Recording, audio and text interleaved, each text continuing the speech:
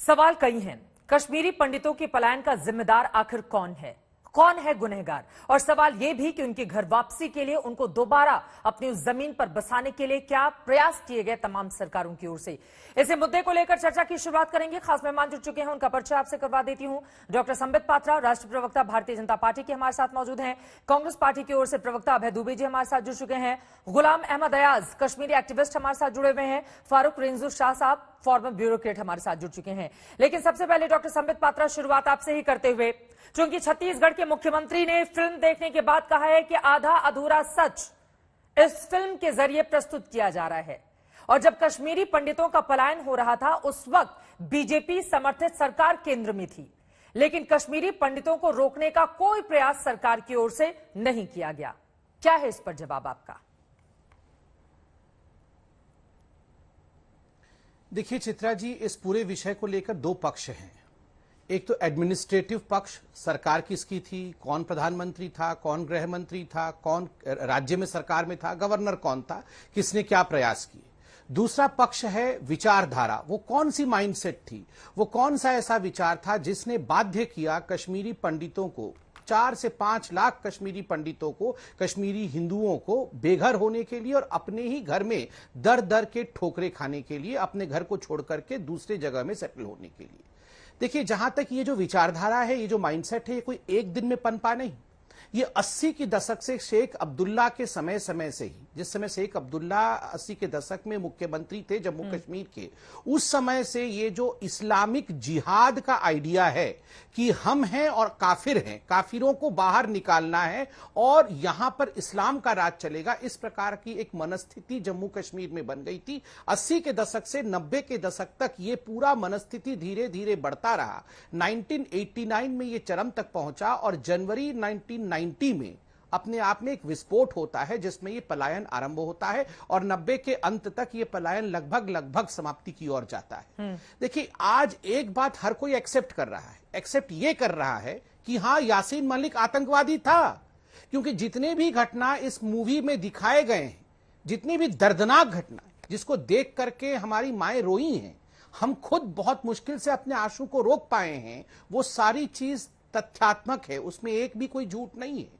चाहे वो गंजू साहब जो जस्टिस थे श्रीनगर के हाईकोर्ट के, उनकी हत्या का विषय हो, चाहे गिरिजा जी जिनके बॉडी को 2 भाग में काट दिया गया था, ये सारी चीज तथ्यात्मक है। तो एक बात तो आज हर कोई मानता है कि यासीन मलिक आतंकवादी था और एक आतंकवादी को लगातार किस प्रकार से एक विचारधारा ने पनाह दिया हुआ था, यहां तक कि 2006 में प्रधानमंत्री डॉक्टर मनमोहन सिंह आतंकवादी यासीन मलिक को अपने निवास स्थान पे बुला करके फेलिसिटेट करते हैं। जहां तक एडमिनिस्ट्रेटिव पक्ष का विषय है, सरकार किसकी थी, क्या सरकार ने किया, ठीक है। अभय जी के बाद में बोल। आधा अधूरा सच, अर्ध सत्य, आपको क्या लगता है इस पूरी की पूरी फिल्म में?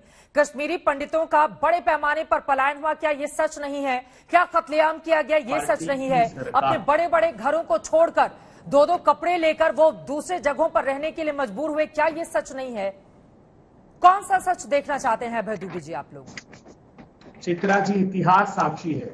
जब भारतीय जनता पार्टी की केंद्र में या तो समर्थन से सरकार रही हो या प्रत्यक्ष सरकार रही हो, हिंदू पंडितों का कश्मीर में नरसंहार बड़े स्तर पर किया गया। 19 जनवरी 90 जब कश्मीरी पंडित भाइयों के घर पर यह नोटिस चस्पा कर दिया गया कि आप अपनी औरतों को छोड़कर यहां से निकल जाओ, कत्लेआम हुआ, तब भारतीय जनता पार्टी के समर्थन से विश्वनाथ प्रताप सिंह की सरकार चल रही थी।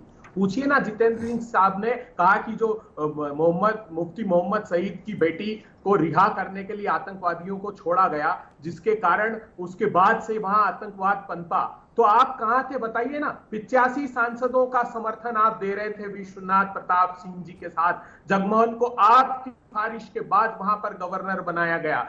मैं इंद्र कुमार गुजराल और आरिफ मोहम्मद खान, जो 2 केंद्रीय मंत्री थे, उन्होंने हस्तक्षेप किया और फारूक अब्दुल्ला की सरकार को गिराने के नाम पर उनको डराया गया। वो तैयार नहीं थे आतंकवादियों को छोड़ने के लिए, लेकिन उनको धमकाया गया, जो बाद में उन्होंने जिस बात का उल्लेख किया और उन्हें छोड़ा गया। मुझे बताइए संबित पात्रा जी, नदी मार्ग का नरसंहार भूल गए? 2003 अटल बिहारी वाजपेयी जी की सरकार थी, पूरे के पूरे गांव को झाड़ के नीचे बिठाकर 4 साल की मासूम बच्ची से लेकर 80 साल की बुजुर्ग मां सबको मौत के घाट उतार दिया। क्वासिम नगर 2002 में 29 हिंदुओं का नरसंहार किया। उसके पहले रघुनाथ मंदिर में 30 मार्च और 24 नवंबर 2 बार नरसंहार जब भी होगा यकीनन वो अपने साथ एक कड़वी सच्चाई लेकर सामने आएगा और इस तरह की स्थिति नहीं बननी चाहिए किसी भी सरकार में। लेकिन जरा 1990 में ही रहते हैं, जरा 1990 में जब कश्मीर से पलायन बड़ी तादाद में हुआ था उसी पर रहते हैं। लेकिन जो सवाल आपने अभय दुबे जी खड़े किया, जल्दी से संबित पात्रा उसका जवाब दीजिए, उसके बाद बाकी मेहमानों के पास में जाऊंगी।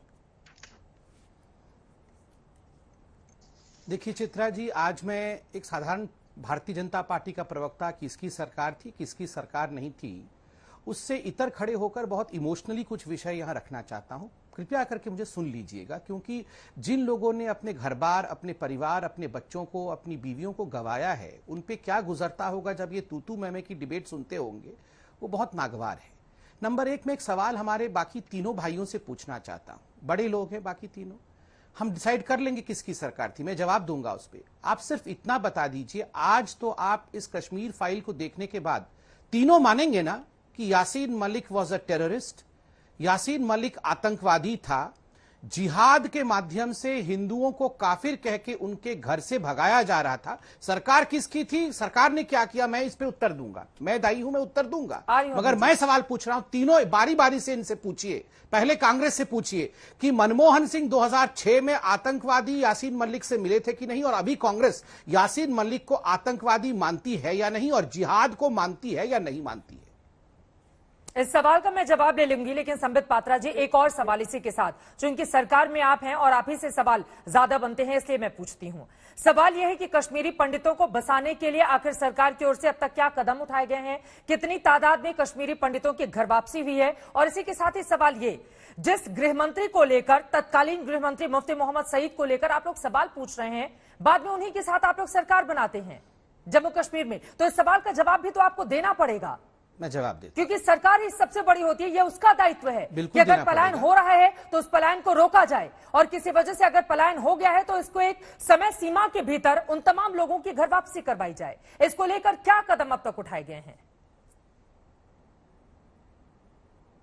बिल्कुल बिल्कुल जवाब मैं दूंगा, शांतिप्रिय तरीके से दूंगा। चित्रा जी, मैं एक बात कहूं, आज जो कैराना में हो रहा था ना पलायन, इसी प्रकार से हिंदुओं को भगाया जा रहा था। तब हम पे चिल्ला के पूछा जाता है कि अरे बीजेपी वालों, तुम तो बड़े कम्युनल हो, ये पलायन क्या लगा रखा है, कोई पलायन नहीं हो रहा है। 10 साल बाद जब कैराना में एक भी हिंदू नहीं रह जाएगा, या सपोज किसी और की सरकार आती नहीं रह जाता, तो आप सभी पूछते हमसे क्या कर रही थी बीजेपी। जब हम सच बोलते हैं तो आप लोग कोई विश्वास नहीं करते हैं, नंबर एक। नंबर दो, किसने कहा कि हमने कुछ नहीं किया अपने कश्मीरी पंडितों भाइयों के लिए? आपने पिक्चर देखा था ना, पुष्कर-नाथ, अनुपम खेर पुष्कर-नाथ बने थे। अनुपम खेर केवल एक पोस्टर लेकर हर जगह घूमते थे, आर्टिकल 370 हटाओ। वो लगभग उस पिक्चर में पुष्कर बन के एक पागलपन उनके ऊपर सवार हो गया था। एक ही मुद्दा था, अनुच्छेद 370 हटाओ, तभी कश्मीरी पंडितों का भला होगा। किसने हटाया अनुच्छेद 370? ये जो 3 भाई हमारे बैठे हुए हैं, उनसे पूछिए, क्या ऐसे लोग नहीं थे जो कहते थे 370 को छू के दिखाओ, खून की नदियां बह जाएंगी, 370 को छू के दिखाओ, तिरंगा को हाथ। ठीक है, तकनीकी दिक्कत आ रही है। 370 अभय दुबे जी, उस फिल्म में दिखाया गया है 370 हट गया, लेकिन उस पर भी आप लोगों ने केंद्र की आलोचना की। चित्रा त्रिपाठी जी, 2 पक्ष हैं 370 के। पहले मैं बता दूं कि आजाद भारत के इतिहास में जिन अलगाववादी नेताओं का ये जिक्र कर रहे हैं, सबसे पहले वैधानिकता दी उनको अटल बिहारी वाजपेयी जी ने 2004 में। उसके बाद भारतीय जनता पार्टी की मोदी सरकार ने उनको माना कि वो स्टेक होल्डर्स हैं। क्या जिन आतंकवादियों का आप नाम ले रहे हो 2001 में केसी पंत की कमेटी से नहीं मिले थे, वो जो अटल बिहारी वाजपेयी ने बनाई थी? अरुण जेटली, राम जेठमलानी की कमेटी से नहीं मिले थे? एनएन वोरा कमेटी से 2003 में नहीं मिले थे?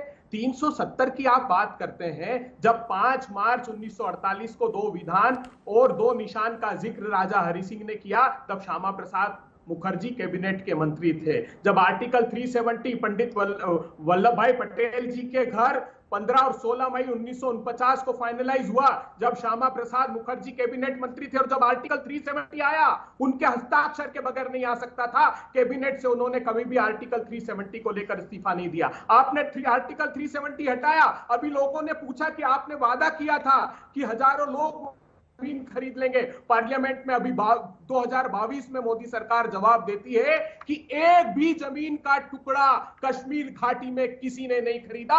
जम्मू डिवीजन में 7 छोटे प्लॉट खरीदे गए और जम्मू के लोग कह रहे हैं कि हमारे अधिकारों पर यह अतिक्रमण मोदी सरकार कर रही है। मोदी सरकार ने 64,000 विस्थापित परिवार अर्थात 5 लाख 4.5 लाख लोग थे, क्या बताया कि 610 लोगों की, पंडितों की प्रॉपर्टी सिर्फ इन्होंने चिन्हित की है। कांग्रेस पार्टी की सरकार थी, 5,442 क्लस्टर्स उनको बनाकर 5-5 लाख रुपए प्रति परिवार को दिए। 3,000 नौकरियों का सरकारी नौकरी कश्मीरी पंडितों के लिए, उसमें से 2,995 नौकरियों पर लोग गए। इन्होंने एक काम पंडितों के लिए नहीं किया। मसर्रत आलम का प्रिवेंटिव डिटेंशन, चित्रा जी, ये स्थितियां क्यों खराब हुई आज जानती हैं आप, जब बिंदु साहब की हत्या हुई 2021 में 10,000 लोग मजदूर सहित घाटी छोड़कर लोग गए। मोदी सरकार की सत्ता 2021 में मसर्रत आलम को इन्होंने छोड़ा, इन्होंने आंसिया अद्राबी को, यासिन मलिक पर भी आपसे सवाल पूछ रहे हैं, जिनके साथ दिल्ली में फोटो सेशन हो रहा था, जो एक हत्या का कत्ल का आरोपी था, जिसने खुद कबूल किया था एक इंटरव्यू के दौरान, उसके साथ जब फोटो सेशन हो रहा था प्रधानमंत्री का, उस पर भी बीजेपी के सवाल है, उस पर भी जल्दी से जवाब दे दीजिए अभय जी। फिर मैं बाकी मेहमानों के पास जाऊंगी। आ रही हूँ सभी जी, आपके बीच में आवाज नहीं आ रही थी। बाकी तो मेहमान हैं, उनसे सवाल होने के बाद में फौरन आपके पास आऊंगी।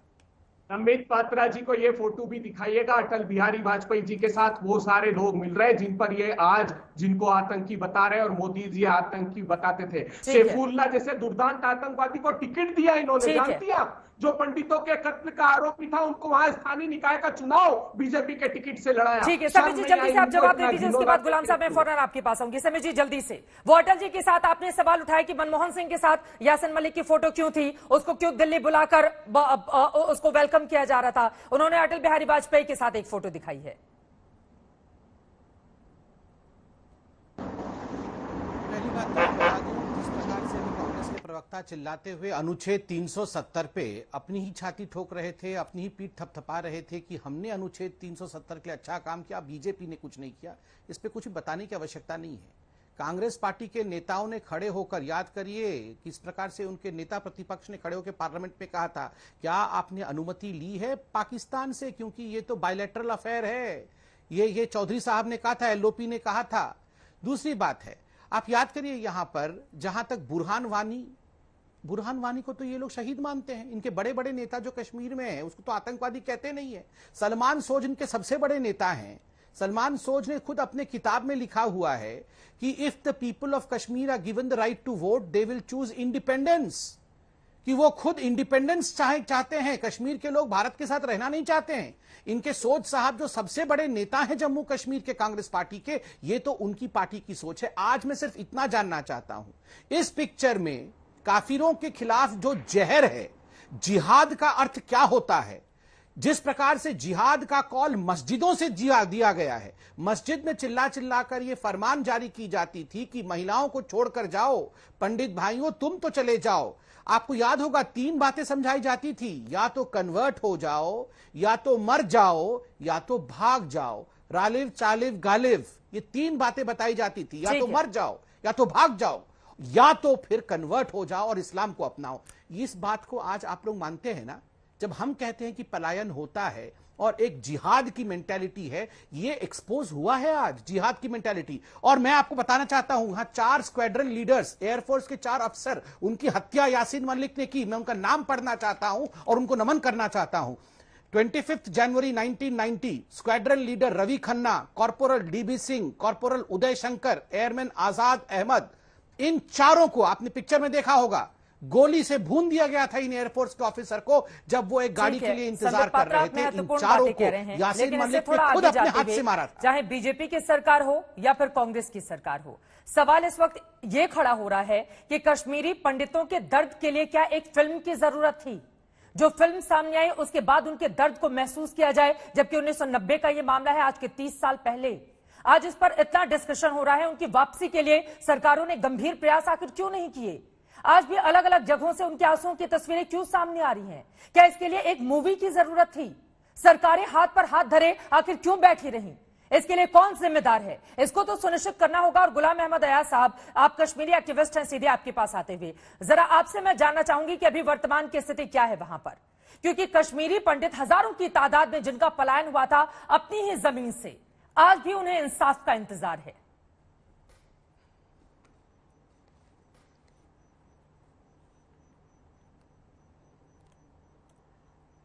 गुलाम साहब, आपसे ही मेरा सवाल था, आपको मेरी आवाज मिली क्या? हाँ, बीच में तो अभी तो मैं जो आपका जो सवाल समझ पाया, तो उसके जवाब में मैं ये उससे पहले ये कहूँगा कि अभी पात्रा जी की एक बात कि भाई वहाँ पहले से ही एक प्लान चल रहा था वहाँ से हिंदू मुस्लिम बनाने की, उसने उसको कोशिश की, वो डायरेक्शन दी कि पहले उनको निकालने की पहले से कोशिश करी। के लिए उसने शेख मोहम्मद अब्दुल्ला को भी कोट किया, लेकिन हम उसको वसूल से कहेंगे और बेशक वो इसका सियासी फायदा उठाना चाहेंगे। सियासत फन है, लेकिन असल बात यह है कि जिस तरीके से कश्मीर में पंडित लोग, बाकी कम्युनिटीज के लोग, मुसलमान लोग इकट्ठे रहते थे, और शायद आपको दुनिया में कोई ऐसी मिसाल नहीं मिलेगी। और पत्रा जी का ये कहना कि वहाँ उनका पहले से ये प्लान था उनको भगाने का, वो हिंदू मुस्लिम बनाने का, इसका जो डायरेक्शन दे रहे हैं वो बिल्कुल गलत है और मैं उसकी पुरतोड़ मजम्मत करता हूँ। दूसरी बात, जहाँ तक कश्मीरी पंडितों का प्लानिंग का सवाल है, असल बात यही है कि जो अभी बीजेपी और कांग्रेस के जो अभी प्रवक्ता जो अभी बात कर रहे हैं, असल बात यही है कि बजाय उनकी दुख दर्द को देखा जाता कि 19-25 साल हो गए उनको, अब उनसे घर से बेघर हुए, उनको उनका पुनर्वास कैसे किया जाए, उनको रिहेबिलिटेट किया जाए, उनके मुश्किलात को कैसे दूर किया जाए, हर एक इसका सियासी फायदा उठाया और अभी भी उठा रहा है, और उसका सियासी वोट का फायदा उठा के अब उसके ऊपर पैसा भी कमाया जा रहा है। और जो इस वक्त फिल्म आ रही है कश्मीर फाइल्स, वो उसी डायरेक्शन में जा रही है। नहीं तो मुझे बताइए, आज भी जम्मू में ये जगती के पास, पत्रा जी को मैं बताना चाहूंगा, 3 महीने से वहां बेचारे वो पंडित लोग प्रोटेस्ट कर रहे हैं नॉर्मल डिमांड के लिए, जिसके लिए आप आम आदमी, आप जैसा मेरा जैसा आदमी डिमांड करता हो, जैसे पानी हो, बिजली हो। उनका ये नहीं है कि हमारे को पुनर्वास करिए, आप उनका वो मसला हल नहीं कर सकता है कोई। गुलाम साहब, कैसी बातें कर रहे हैं आप? ये तो यकीनन गुलाम मानसिकता, वो क्या पुनर्वास की मांग नहीं कर रहे हैं? आप कैसी बातें कह रहे हैं? जिनको अपनी जमीन से वहां से हटाया गया, आप कह रहे हैं वो पुनर्वास की मांग नहीं कर रहे हैं। ये किसकी जिम्मेदारी है सर? ये कश्मीर में रहने वाले आम लोगों की भी जिम्मेदारी है। उनके दर्द को समझिए आप। मेरी जमीन है, मैंने पैसा खर्च करके खरीदा, मैं वहां पर रहता हूं, अगर मुझे किसी वजह से उस जगह को छोड़ना पड़े डर और दहशत के कारण, तो ये सरकार की जिम्मेदारी है कि उसको बसाया जाए। सर, उनके दर्द को समझें आप। अरे आप समझ लीजिए, जिनकी बड़ी बड़ी हवेलियां थी, वो 2-2 कमरों के मकान में किस तरह से रह रहे हैं। आप सुनिए तो सही, मैं कह रहा हूँ पुनर्वास की बात दूर की है, वो छोटे छोटे चीज उनके मसाइल हल नहीं किए जा रहे, मैं वो बात कर रहा हूँ। सर, छोटे छोटे मसाइल तो हल किए जाएं, जो सबसे बड़ा मसला है उसको पहले हल किए जाने की जरूरत है। पहले उनके पुनर्वास की जरूरत है। उनकी जमीन जिस पर अवैध रूप से कब्जा किया गया है, उसको उनको वापस दिए जाने की जरूरत है सर। और इसमें आप लोगों को भी मदद करने के लिए आगे आना चाहिए। उनकी जमीन है, वो रहे अपनी जमीन पर। इस देश में सबको अधिकार है, संविधान ने दे रखा है। इस देश में क्या ऐसा माहौल बनाया जाएगा कि लोगों को अपनी जमीन छोड़कर दूसरी जगहों पर जाना पड़े रहने के लिए? और अगर सच सामने आ रहा है तो सबको कड़वा लग रहा है। नहीं होना चाहिए सर, नहीं होना चाहिए ऐसा। जल्दी से फारूक साहब, आपसे एक सवाल लेते हुए। ठीक है सर, आप कश्मीरी एक्टिविस्ट है, इस तरह की बात। सर सुनिए, हजारों की तादाद में लोगों ने अपने घरों को छोड़ा है। वो पिक्चर देखकर अपने आप को असहाय महसूस कर रहे हैं। रोती हुई महिलाएं आती हैं पिक्चर हॉल से बाहर। उसका पिक्चर का मकसद ये है। पश्चाताप क्या होता है? जमीन चाहिए। पश्चाताप क्या होता है सर? पश्चाताप क्या होता है? माफी, पश्चाताप, ये कहने के लिए शब्द अच्छे हैं। फारूक साहब की एक जल्दी से उनकी आवाज हो जाए, उसके बाद सभी बात आप जवाब दीजिएगा। फारूक साहब, ठीक है, आप पूर्व नौकरशाह हैं। मैं आपसे जानना चाहूंगी, यहाँ पर ठीकरा एक दूसरे पर फोड़ने की कोशिशें की जा रही हैं, लेकिन इन सब के बीच एक कड़वी सच्चाई ये भी है कि मस्जिदों से ऐलान किया गया था कि कश्मीरी पंडित तत्काल छोड़कर चले जाएं। वहां पर महिलाओं के साथ जो बदसलूकी हुई थी, लोग दो दो कपड़े लेकर, छोटे छोटे बर्तन लेकर अपने बच्चों के साथ भागते हुए कश्मीर से बाहर निकले थे। क्या आज वास्तव में स्थिति आ चुकी है कि उनके घर वापसी के लिए सरकार गंभीरता से प्रयत्न करे? फारूक साहब, ठीक है। या चलिए आप मुझे बोल लें। ठीक है साहब, आपकी आवाज में तुरंत दुरुस्त कराती हूँ, पूरी आवाज में नहीं मिल पा रही है, आप फौरन ठीक करिए। फारूक साहब, आप इस पर अपना टेक दीजिए। ये जहां तक आज के इस रियली जो कश्मीर फाइल्स के बाद एक डिबेट शुरू हो गया है, ये मेरे ख्याल में एक चीज बहुत क्लियर करने की जरूरत है। कश्मीरी मुसलमान सब कश्मीरी पंडितों के खिलाफ नहीं है, लेकिन कश्मीरी पंडितों को जिन लोगों ने एक्सोडस कराया, जो कॉन्स्पिरेसी हुई, उसमें मैं जरूर कहूंगा एक ऐसी आइडियोलॉजी पनप रही थी, जो आइडियोलॉजी सिर्फ इसलिए बनाई गई कि हम एक ऐसा वातावरण क्रिएट करें जहां पे हमें पॉलिटिकल पावर मिले। ये पॉलिटिकल पावर टोले का काम है। जैसे अभी बताया एक बहुत रेस्पेक्टेबल पर्सन ने कि एक सोज साहब ने कोई किताब लिखी है जिसमें कहा गया कि वी वांट कश्मीर इज बिल्कुल एक्सोडस के साथ थे, या उन्होंने क्या इंडिपेंडेंट चाहते हैं, व्हाटएवर उस शख्स ने लिखा है। लेकिन मैं ये भी बताऊं, सोज साहब ही कंट्रोल कर रहे थे एक अखबार कश्मीर का अलसफा, और अलसफा के फ्रंट पेज में 19 जनवरी जिस दिन एक्सोडस शुरू हो गया, एक टाइटल में लगा गया कि कश्मीरी पंडित 48 आवर्स के अंदर अंदर चले जाएं, otherwise they will be shot dead. And वही शख्स पार्लियामेंट का मेंबर बनता है। बिल्कुल। और इसका मतलब है ये एक पॉलिटिकल टोला था। कश्मीरी मुसलमानों को बदनाम करने की कोई जरूरत नहीं है। मेजॉरिटी ऑफ कश्मीरी मुसलमान हमेशा पंडितों के साथ रहे हैं। The wedge has been created by those vote banks जिन्होंने इसको इस्तेमाल किया, जिन्होंने निजाम मुस्तफा वर्ड को अपने वोटों में कन्वर्ट किया, जिन्होंने कत्ल खून को कन्वर्ट किया अपने पावर के लिए, जिन्होंने कश्मीरी पंडितों की प्रॉपर्टी को हड़प करने की लीगलाइज करके 1997 में एक बिल लेजिस्लेटर में पास की। और बेनिफिशियरीज कौन है? वो बेनिफिशियरीज कश्मीरी मुसलमान भी मारा, कश्मीरी पंडित भी मारा, लेकिन बेनिफिशियरी कौन है? जो कभी असेंबली में गया, कभी पार्लियामेंट में गया, खून के लाशों के ढेर पर लाशों के लाशें। कश्मीरी पंडित को कहा आपको मुसलमानों ने निकाला, मुसलमानों को कहा कश्मीरी पंडित आपके खिलाफ। किसकी ओर आपका इशारा है? हमें इस वक्त कोशिश करनी है कि कश्मीरी पंडित और कश्मीरी मुसलमान उन तमाम कश्मीर फाइलों को ढूंढे। मुझे दे दो कश्मीर की वो फाइल जब मेरे हजरत बल से 1962 में मोई मुकद्दस प्रॉफिट मोहम्मद सल्लल्लाहु अलैहि वसल्लम का गायब कराया गया सिर्फ पावर के लिए। उस वक्त भी हजारों लोग मारे गए, इसलिए वो गायब किया गया क्योंकि कोई शख्स पावर से बाहर था, वो पावर में आना चाहता था। कौन?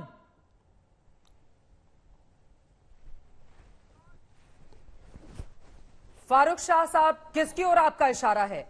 वो कौन सा शख्स था?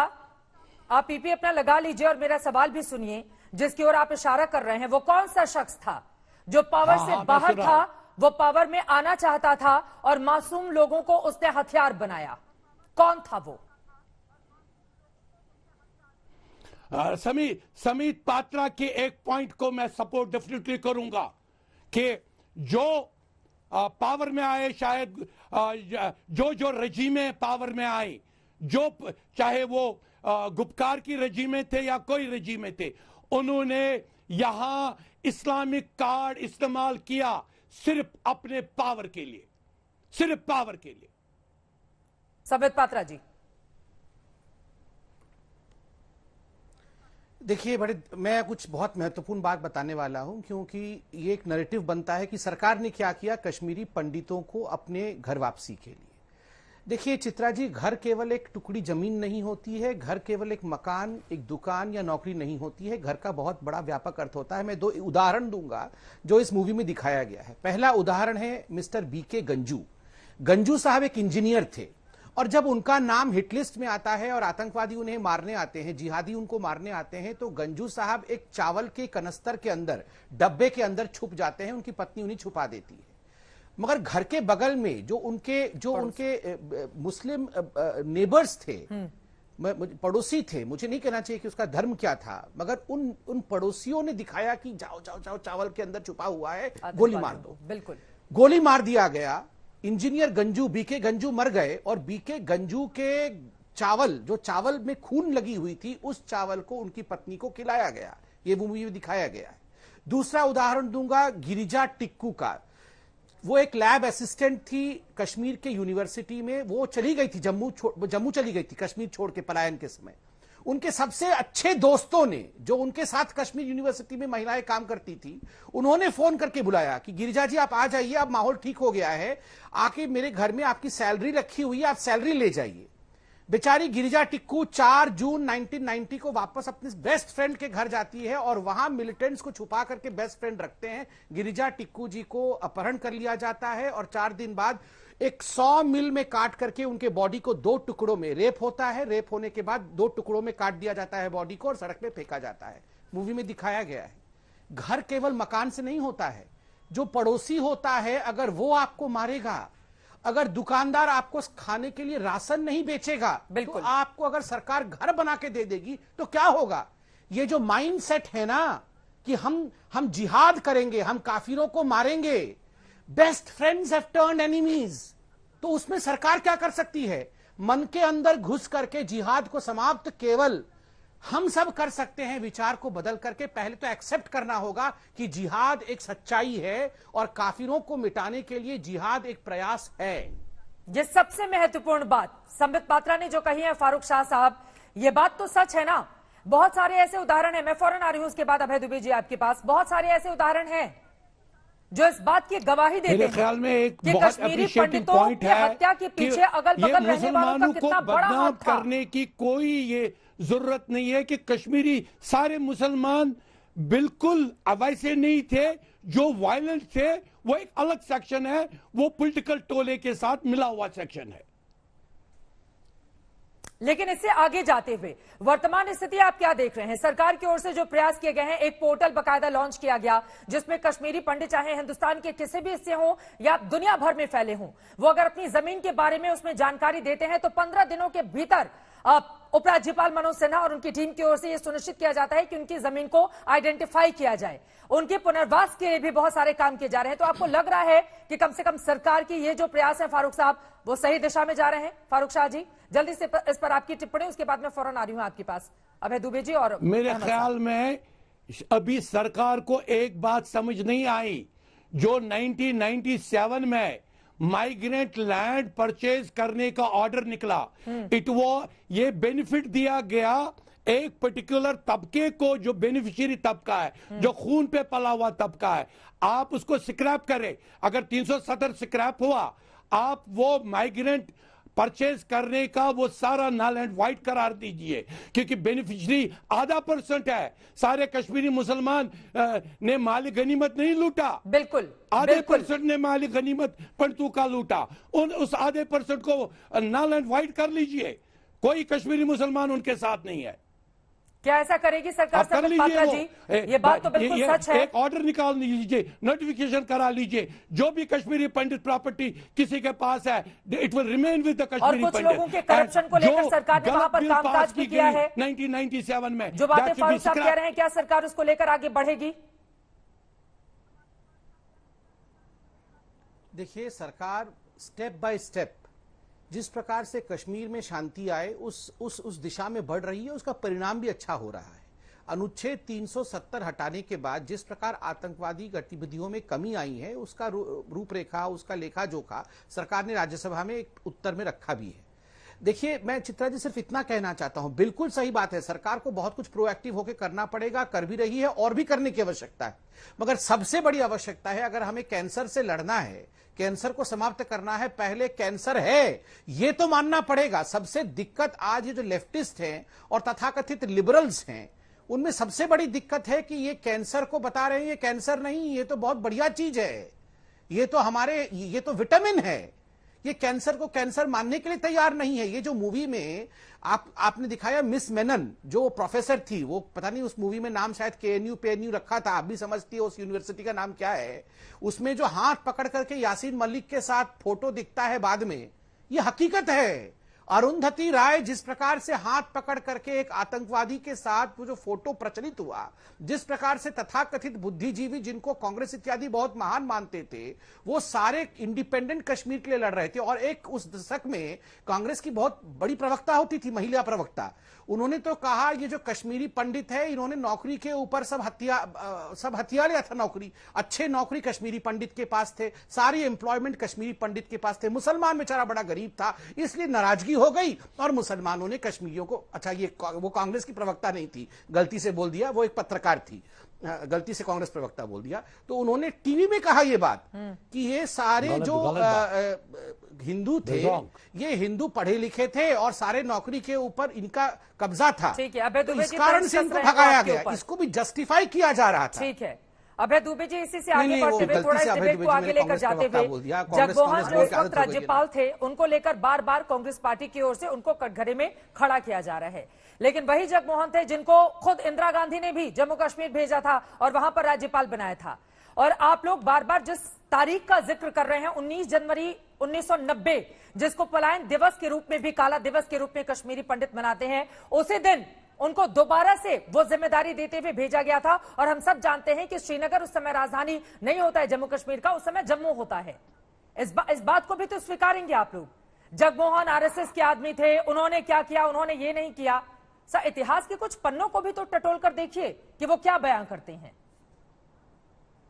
इतिहास के पन्नों को टटोलेंगी ना आप तो भारतीय जनता पार्टी की सत्ता की सरपरस्ती का रक्त रंजित इतिहास ही आपको मिलेगा। ये बड़ी बड़ी बातें कर रहे थे। आपने कहा कि एक पोर्टल सरकार ने लॉन्च किया है कि जो कश्मीरी पंडित उसमें रजिस्टर्ड कराएंगे, तुरंत उनकी प्रॉपर्टी वो लोग मुहैया करा देंगे। ये जवाब है लोकसभा का 9 फरवरी 2022 का। क्या कह रही है सरकार? As per the information provided by the government, the land of 610 applicants has been identified। सिर्फ 610 लोगों की जमीनें इन्होंने चिन्हित की। जितने आरोप संबित पात्रा जी लगा रहे थे, मैं कनेक्शन थोड़ा कमजोर था, सुन नहीं पाया, जहां गिरजा टिक्कू जी का और गंजू जी का जिक्र किया, दर्दनाक कहानी। कहां थे तुम लोग? 84-85 सांसदों के समर्थन से केंद्र की सरकार थी, ये रथ यात्रा निकाल रहे थे, ये अपनी सत्ता की भूख मिटाने की राजनीतिक रोटियां सेक रहे थे। मुझे बताइए, आज जब 6 अक्टूबर 2021 को माखनलाल बिंद्रू, जो 90 में भी घाटी छोड़कर नहीं गए मोदी जी, उनकी सरेराह हत्या कर दी गई। 7 अक्टूबर 2021 को स्कूल में घुसकर 2 शिक्षकों की हत्या कर दी। मुझे बताइए, भारतीय जनता पार्टी के 10 साल की सरकार, आप कह रहे थे आतंकी घटना कम हुई, भाजपा के 10 साल 2020 से लेकर 2000 से लेकर 2020 तक का अगर आप साउथ एशियन टेररिज्म पोर्टल पर जाएंगे तो भाजपा सरकार के 10 साल के कार्यकाल में 1639 आतंकी हमले हुए और कांग्रेस के 10 साल में सिर्फ 490। भाजपा की सरकार में 3814 का भी जिक्र कर रहे हैं और ये कह रहे हैं कि पोर्टल जो लॉन्च किया गया है सरकार की ओर से, ठीक है, उसमें बहुत कम आइडेंटिफाई हो पाई है जमीन, जबकि आप लोग इसको लेकर बहुत ज्यादा भरोसा देने की कोशिश कर रहे हैं कश्मीरी पंडितों को। देखिए चित्रा जी, मैं एक बात आपको बता दूं, जहां तक कांग्रेस पार्टी का सवाल है, जनता सब समझती है, इसीलिए आज कांग्रेस पार्टी की ये दुर्दशा है। इनको यहां टीवी पे और मैं जवाब देने की कोई आवश्यकता नहीं है। जहां आज कांग्रेस पार्टी है, कांग्रेस पार्टी कोई भविष्य की खतरा नहीं है, कांग्रेस पार्टी तो भविष्य में होगी नहीं। खतरा भविष्य, भाई साहब सुन लीजिए, खतरा भविष्य में, चित्रा जी, खतरा भविष्य में जिहाद के मेंटालिटी का है, जिसे हमें समझने की आवश्यकता है। इसलिए मैं कांग्रेस, प्लीज जरा, मैं आपके बीच में नहीं चिल्ला रहा था, बांग्लादेश प्लीज कांग्रेस आ जाऊंगी मैं आपके पास, एक बार कांग्रेस से हमारी मैं आपके पास, ठीक है। अभय जी जरा शांति, अभय जी रुक जाइए। कांग्रेस से लड़ाई नहीं है। कांग्रेस तो नेस्तनाबूत हो गई है क्योंकि इसी प्रकार की अपीजमेंट की उनकी पॉलिसीज थी। लड़ाई जिहाद के भावना से है। कोई हर मुसलमान को खराब ब्रश से पेंट नहीं कर रहा। हर मुसलमान कभी जिहादी नहीं हो सकता है। जनरलाइज पेंटिंग करने की आवश्यकता नहीं है, मगर कुछ लोग ऐसे जरूर हैं जिन्होंने इस प्रकार की मानसिकता को कई जगहों पर बढ़ावा दिया था, अब भी बढ़ावा देने का प्रयास कर रहे हैं। बचने की आवश्यकता है इस पिक्चर से। ये पिक्चर नहीं है, ये दर्द है, ये हकीकत है, ये एक मूवी नहीं है, ये इतिहास का एक टुकड़ा है। जिस प्रकार से जो ज्यूज हैं, जो यहूदी हैं, वो विश्व को एक दिन के लिए भी भूलने नहीं देते हैं कि उनके साथ हॉलोकास्ट हुआ था, उनके साथ नाजियों ने किस प्रकार का अन्याय किया था। ठीक उसी प्रकार आज मैं सैल्यूट करता हूं कश्मीरी पंडित बंधुओं को कि उन्होंने आज पहली बार हम सब ने मिलकर यह प्रयास किया है कि पहले जागो, देखो क्या हुआ था हमारे साथ, और उसके बाद निर्णय लो। और ये जो विक्टिमहुड होता है ना, बहुत अत्याचार हुआ कुछ मुसलमानों के ऊपर तो उन्होंने बंदूक उठा लिया। मुझे आप बताइए कौन से कश्मीरी पंडित ने, 4 लाख बेघर हो गए, कितने महिलाओं को मार दिया गया, बेआबरू हो गई, कौन से कश्मीरी पंडित ने बंदूक उठा लिया? मुझे एक उदाहरण दे दीजिए। कौन से कश्मीरी पंडित बच्चे ने पत्थर उठा लिया? किसने पत्थरबाजी कर दी? क्यों? जितना अत्याचार कश्मीरी पंडितों के ऊपर हुआ है, अपने घर में दर दर की ठोकरें खाना, ये तो आज सब मान रहे हैं। किसी कश्मीरी पंडित तो आतंकवादी नहीं हो गया। कोई कश्मीरी पंडित तो दूसरे लेकिन अब इससे आगे बढ़ने की जरूरत है ना संबित पात्रा जी, बगल वाले। लेकिन अब इससे आगे बढ़ने की जरूरत है, और मुझे लगता है कि चाहे कांग्रेस हो या दूसरे भी दल हो, अभय दुबे जी, कम से कम एक ऐसा मुद्दा होना चाहिए जब हजारों लोगों का दर्द एक जगह पर हो तो कम से कम उस पर देश की एक आवाज होनी चाहिए। और वहां पर भी अगर राजनीति होती है तो बहुत ज्यादा तकलीफ होती है। मैं सवाल के साथ आऊंगी अभय दुबे जी आपके पास, लेकिन उसके पहले गुलाम अहमद साहब सीधे आपके पास आते हुए, आप कश्मीरी एक्टिविस्ट हैं, अब वक्त आ गया है ना, वो दर्द दुनिया के सामने है, पिक्चर के जरिए ही सही। सरकारों ने बहुत कुछ छिपाने की कोशिश की, लेकिन अब वो दर्द दुनिया के सामने है। तो क्या ये सही मौका है कि जल्द से जल्द कश्मीरी पंडितों की घर वापसी करवाई जाए, और उसके लिए श्रीनगर, कश्मीर कितना तैयार दिखता है? गुलाम साहब। बिल्कुल पंडित उसको बिल्कुल उसी तरह से अपने घरों में बसना चाहिए, जैसे वो पहले बसते थे, ऐसा माहौल बनाने की जरूरत है। लेकिन अभी आप ये कह रहे थे कि कोई पत्रकार ये लिखा कि वहाँ पोस्ट उस पर कब्जा था, तो वो एक नेगेटिव पॉइंट था लोगों के पास, वहाँ मेजोरिटी कमेटी के पास वो नहीं कहते थे, या इसको दरअसल हर एक अपने अपने इनके इशू को, इनके मसले को, केसेस के बेबसी को हर एक अपने अपने अंदाजे से इस्तेमाल करता है। अभी भी आज 25 साल के बाद ये किया जा रहा है, ये कहा जा रहा है कि उस वक्त हुकूमत में कौन था, वो कहते नहीं हुकूमत में ये था। इस वक्त ये नहीं बहस की जा रही है, जबकि देश पूरा इसके लिए तैयार है कि कश्मीरी पंडित अपने घर वापस जाना चाहिए जैसे वो रहते थे। अभी भी ये डिस्कस किया जा रहा है कि भाई उस वक्त कौन था, इस वक्त कौन था, और पिक्चर बनाई जा रही है कि लोगों को दिखाए। लोगों को दिखाने की जरूरत नहीं है, इसमें एक डिसीजन लेने की जरूरत है जो हुकूमती लेवल पर लेने की जरूरत है कि इसको कैसे ठीक किया जाए, कैसे वहाँ लोग बचेंगे दोबारा। इसको आप एक दूसरे के खिलाफ इनको लेकर टारगेट नहीं कर सकते हो। आप कांग्रेस को टारगेट करेंगे, कांग्रेस आपको टारगेट करेगा, उनके कंधों पर आप अपने लेवल पर करिए, अपनी सियासत करिए, जो भी करना है, लेकिन उनको मोहरा बना के क्यों कर रहे हो? उनको जैसे मैं अभी कह रहा था, कल तक 3 महीने से वो लोग बेचारे वहाँ जागृति में प्रोटेस्ट करते हैं, उनके मसाइल है, कोई नहीं सुनता उनका कोई देखता नहीं है। उनको देखने की जरूरत है। अगर इतना बड़ा मुद्दा है पुनर्वास का, और आप उसको बिजली और पानी तक सीमित करना चाहते हैं कि जम्मू में बिजली पानी क्यों नहीं मिल रही? सर, ये सवाल महत्वपूर्ण है, बिल्कुल मिलनी चाहिए, उसके लिए सरकार जिम्मेदार है। लेकिन पुनर्वास, कश्मीरी पंडितों का पुनर्वास, वहां पर उनके मंदिरों को जिस तरह क्षति पहुंचाई गई, उस मंदिरों का जीर्णोद्धार, उनको जिस तरह से बेघर किया गया, उनकी घर वापसी, उनके आंसुओं को और बहाने की बजाय उनके आंसुओं को पोंछा जाए और उस पर जख्म और नहीं कुरेदा जाए। चित्रा जी, इसकी कोशिश करनी होगी ना गुलाम साहब।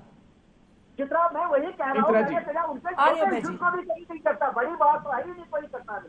मैं वही कह रहा हूँ कि हर एक को अपनी सियासत के अंदाजे से देखता है, उनके क्या मसाइल है, उनके क्या मुश्किलात है, उनको क्या मुसीबत है, उसको कोई नहीं देखता। सिर्फ ये आदमी इंसान देखता है, पॉलिटिकल लोग देखते हैं कि हमारा पॉलिटिकल फायदा कहां से इससे निकल जाएगा। और आज 25 साल से ठीक है, क्लोजिंग कमेंट जल्दी से अभय दुबे जी।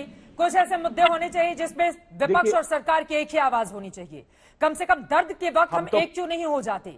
हजारों की तादाद में ऐसे लोग हैं जो बेघर हैं, उनके मुद्दे पर यह देश एकजुट क्यों नहीं होता? अभय दुबे जी, हम सब एकजुट हैं। प्रधानमंत्री जी, मैं आग्रह करना चाहता हूं, ये जो कश्मीर फाइल्स फिल्म बनी है, इनकी संवेदनाओं से पिक्चर बनाने वाले संपत्ति अर्जित कर लेंगे। भाजपा कश्मीरी पंडितों की संवेदनाओं से खेलकर वोट संग्रहित कर लेगी, मगर पंडितों को आप क्या देंगे? आपने बंटवारे पर फिल्म बनाने की बात की, ये चिट्ठी लिखी, प्रेम पत्र पाकिस्तान। वक्त मुझे इतने की इजाजत देता है। आप जो बात आगे कह रहे हैं किसी और दिन के डिबेट में इस बात को शामिल मैं कर लूंगी, लेकिन अपने आप में यह सवाल सबसे ज्यादा महत्वपूर्ण है। इतिहास में जो काला पन्ना इस वक्त दर्ज है कश्मीरी पंडितों के लिहाज से, वो अपने आप में बेहद भयावह है, लेकिन उनकी घर वापसी भी सुनिश्चित की जानी चाहिए और उससे भी बढ़कर उनकी सुरक्षा का भी पूरा ख्याल रखा जाना चाहिए। ये अपने आप में महत्वपूर्ण है।